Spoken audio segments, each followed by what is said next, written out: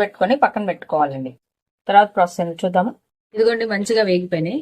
ఈ ఇంత ఈ వేపుడు చాలండి, ఎందుకంటే మరీ ఎక్కువ వేసినా మరీ క్రంచీగా ఉన్నా బాగోదు. చూడండి ఇప్పుడు కొన్ని గోల్డ్ షేడ్ వచ్చినాయి కదా, కొంచెం అట్లా గోల్డ్ షేడ్ వచ్చేదాకా వేయించుకుందామండి.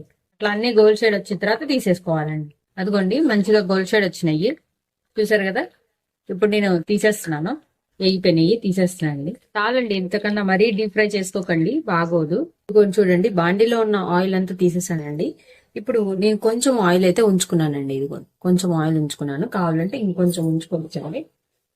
నేను మధ్యలో వేసుకుంటానండి కాస్త ఇది పెట్టి, అందుకని బాండీలో ఆయిల్ అంతా తీసేసుకొని మనం వేయించుకున్న బెండకాయలు వేసేసుకుందామండి. దీంట్లో వేసుకున్నాం కదా, ఇప్పుడు మనం పట్టుకున్న పచ్చికారం వేసుకుందామండి. పచ్చికారం అది మీరు పట్టుకున్నా సరే, ఒకవేళ ఎక్కువ అయితే దానికి తగ్గట్టు వేసుకోండి.